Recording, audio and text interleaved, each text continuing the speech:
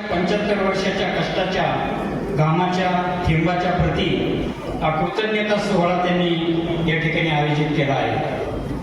या सोहळ्याला वाढदिवस अभिष्ट चिंतन म्हणण्यापेक्षा कृतज्ञता सोहळा म्हटलं तर अधिक संयुक्तिक होईल असं मला वाटतं। आणि प्रत्येकाच्या पोटी अशी संतती येत नाही की ज्यांनी आपल्या बापाप्रती कृतज्ञता व्यक्त करण्याची बुद्धी होत नाही। उलट ज्यांनी स्वर्ग दाखवला त्यांना वृद्धाश्रम दाखवणारे आपण आजच्या या काळामध्ये बघतो। बापाने आपल्यासाठी काय केले हे म्हणण्यापेक्षा आम्ही बापासाठी काय केलं हे सांगण्याची गरज आहे आणि या तिघ भावंडांनी हे करून दाखवलं आहे। मित्रांनो, गरिबीत जन्माला येणं ही चूक नाही की ऊन किती कडक असतं। बाप कधी तोंडाने काही सांगत नाही, माझा जीव तुमच्यात आहे, परंतु जोपर्यंत जीवात जीव आहे तोपर्यंत त्याच्या प्रत्येक श्वासामध्ये, प्रत्येक कष्टामध्ये, प्रत्येक प्रार्थनेमध्ये मुलांचं सुख दडलेलं असतं। दिवसभर कष्ट करणारा बाप रात्री जेव्हा झोपतो त्यावेळेस तो मुलांच्या भवितव्याची चिंता करीत असतो, तो बाप असतो।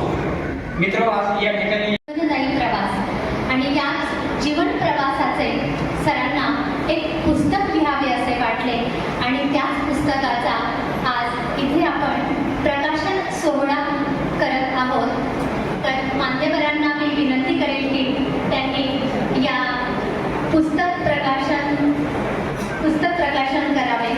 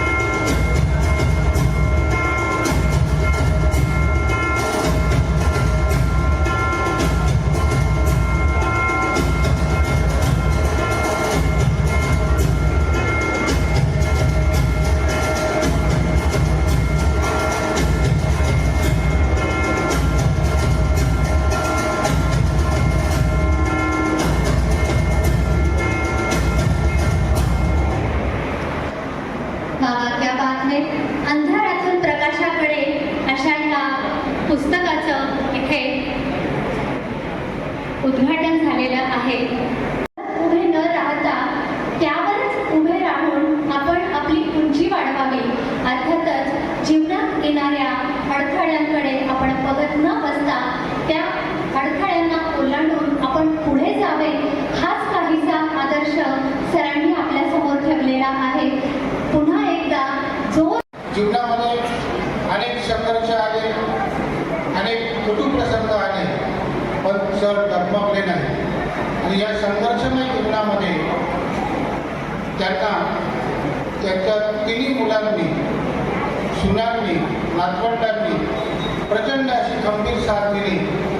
आजकाल समाजामध्ये आपण जर बघितलं तर आई वडील धडधाकट असताना सुद्धा वृद्धाश्रमाची वाट दाखवणारे अनेक मुलं आपल्याला बघायला मिळतात। मात्र एक अंध व्यक्तीला सांभाळून आपल्याला भार न मानता आपला आदर्श आहे अशा पद्धतीने सरांना कुटुंबामध्ये वागणूक दिली जाते आणि खरोखर असे आदर्श कुटुंब आपल्या कळवळमध्ये राहतं याचा आपल्याला सार्थ अभिमान आहे। ज्या अंकाची 4 होते त्या 4 अंकाच्या दिवशी ज्याचा जन्म झाला ते मला वाटतं महाराष्ट्रामध्ये नव्हे देशात सुद्धा कर्तृत्वाला लोक ठरलेले आहेत आणि त्यामुळे आज देवेंद्रजी फडणवीस म्हणा, अजितदादा पवार म्हणा आणि त्यांच्याच नक्कीच आपल्या शैक्षणिक क्षेत्रामध्ये नावाजलेले जगदूशर म्हणा आणि अशा या महान व्यक्तीचा अभिष्ट चिंतन सोहळ्याचा कार्यक्रम आपल्या तिन्ही मुलांनी अतिशय चांगल्या पद्धतीने या ठिकाणी आयोजित केला। एक मोठा एक संदेश त्या निमित्तानं जातोय। सरांना खूप खूप शुभेच्छा आणि या ठिकाणी मी थांबतो। धन्यवाद।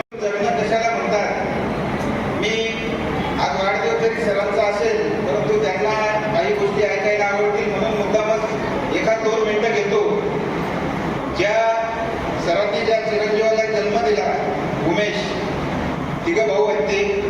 परंतु त्याचा संपर्क आमचा साधारण 2008-9च्या दरम्यान आला आणि तेव्हापासून मी उमेशला बघतोय. एक सकारात्मक गोष्ट घेऊन आपला व्यवसाय चाकोरीबद्धपणे करून जी काही आपली आर्थिक घडी आणि आपलं कुटुंब हे व्यवस्थित सांभाळण्याचं काम उमेश हा करतोय. आणि एक प्रामाणिकपणा, सचोटी आणि जे काम इतरांना जमणार नाही ते काम करण्याची त्याची कसब. आणि त्याच्यामुळे बघता बघता उमेशदा तेव्हा आमचा मित्र झाला आणि जेव्हा आम्ही पवार साहेबांच्या माध्यमातून काम करायचो तो एक अलबेल असा काळ होता. परंतु नंतर थोडासा अवघड काळाला आम्हाला तोंड द्यावं लागलं. मी या ठिकाणी आवर्जून सांगेल की संघर्षाच्या काळात जेव्हा एक जसं आपण श्रीरामाला बघितलं की सीतेचा शोध घेण्यासाठी त्यांना जायचं होतं आणि त्यांच्या समोर थोडीफार वानर सेना होती, तसाच काहीसा प्रकार 2014 असं अनुभवातून ज्यांना आजमावं असं वाटतं की ज्यांच्याशी हितगुज करावं असं वाटतं असे कळवून बघितले सामान्य नागरिक माझ्या बहिणी ह्या मुली आहेत, आपले सर्व विचार त्यांच्यावरती मान्यवर आहेत. यांना सर्वप्रथम मी सर्वांना नमस्कार करून आजच्या माझ्या 2 शब्दासाठी सुरुवात करत आहे. भारतात परभणी, मी परभणी जिल्ह्यातील गडगाव गावचा आहे आणि आपल्या समोर आता हितगुज करणार आहे. पण मला असं वाटतं माझा रंग देखील असा काळ असला, आमदार साहेब, माझा रंग देखील असा काळ असला तरी आज अवघा महाराष्ट्र त्या पंढरीच्या विठुरायाच्या दर्शनासाठी जात आहे. मग त्या पंढरीच्या विठुरायाचा रंग देखील कसा आहे मित्र हो? काळाचा. आणि हजारो नाही, लाखो नाही, करोडो नाही, तर या शाळेत जाणाऱ्या प्रत्येक विद्यार्थ्याचं भवितव्य जो फळा घडवतो ना त्या फळ्याचा रंग देखील कसा आहे मित्र हो? काळाचा आहे. अरे हजारो नाही, लाखो नाही, करोडो नाही, खरं नाही, मी खरं नाही, तर या पृथ्वी तलावरती जन्म घेणाऱ्या प्रत्येक सजीवाचं पालन पोषण जी माझी धरणी माता करते ना त्या धरणी मातेचा रंग देखील कसा मित्र हो? काळाचा आहे. म्हणून या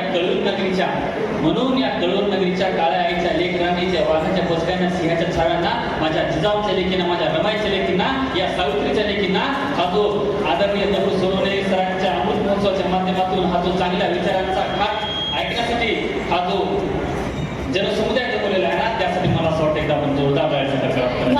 एक नवनिर्माण तुमच्या आमच्या समोर उभं केलं आहे. या सगळ्या प्रवासामध्ये ही कळवणची जी नगरी आहे तिचा फार मोठा वाटा त्या पुस्तकामध्ये त्यांनी अधोरेखित केला आहे. मला वाटतं या माणसाला आयुष्यातल्या पूर्वायुष्यामध्ये जी काही दृष्टी होती हे त्याचं बीज भांडवल होतं. बघा साहेब, त्या भांडवलावर आज दृष्टी गेल्यानंतर सुद्धा या माणसाला मिळालेला जो दृष्टिकोन आहे तो फार महत्वाचा आहे. आणि हा दृष्टिकोन जर मिळाला असेल तो पुस्तकातून मिळाला. साहेब त्याच महाविद्यालयात शिकले. त्यांना काही साधनं नव्हती, पैसे नव्हते, असे विद्यार्थी त्या मिलिंद महाविद्यालयात औरंगाबाद म्हणजे आमच्या संभाजीनगर इथे शिकले. त्यांनी जी काही संस्था काढली त्या संस्थेच्या माध्यमातून मला वाटतं मानूरला माझ्याच हस्ते उद्घाटन केलं होतं.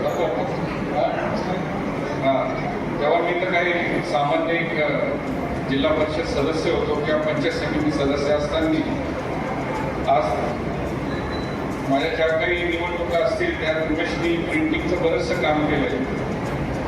पुस्तक छापणं, माझा जाहीरनामा असेल. पण सरांनी आणि ताईंनी जे काही मुलांना घडवलं, उमेश असेल, संदीप असेल, हितेश असेल, आज जे काही दोघं इतर एक तिघही व्यवसाय करत आहेत आणि एक छोटीशी त्यांनी जी शैक्षणिक संस्था उभी करून क्लासेसच्या द्वारे जे काही मुलांना घडवलं, मी सर तुमचं मनापासून एकदम अभिनंदन करतो आणि काहींचंही करतो. आणि त्यांना आदर्श आदिवासी आदर्श पुरस्कार देताना जे काही, कारण की बरीचशी मुलं आदिवासी मुलं शिकतात त्या संस्थेत, त्यांच्या सर्वांचा बऱ्याच जणांचा आग्रह होता. महाराज असतील, संजीवांना असतील, सागर पेरणार असेल, यांनी तेव्हा हे केलं होतं, सुचवलं होतं की सरांना यावेळेस आपण आदर्श आदिवासी सेवा पुरस्कार दिला गेला पाहिजे. तेव्हा तत्कालीन मंत्री मला वाटतं विजयकुमार गावित होते, त्यांच्या माध्यमातून आपल्याला हा पुरस्कार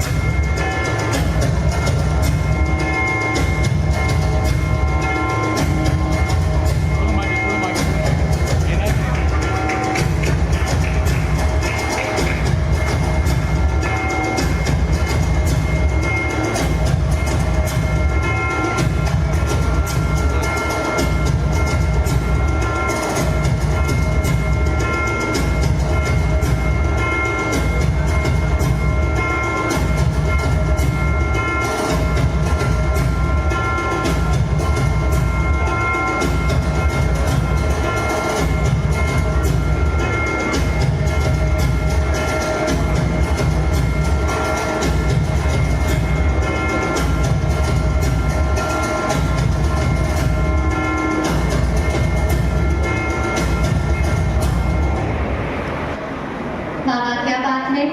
अंधारातून प्रकाशाकडे अशा ह्या पुस्तकाचं